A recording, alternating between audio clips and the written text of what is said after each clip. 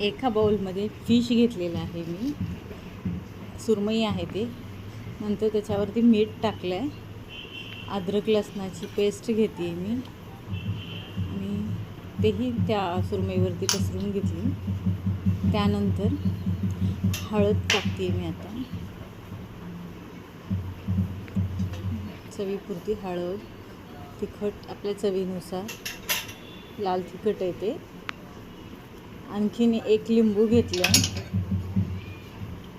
आता मी लिंबाचा रस पिळून घेते त्याच्यावरती, म्हणजे सुरमई फ्राय बनवणार आहे त्याच्यासाठी. एक लिंबू घेतला आणि आता ह्याला मस्त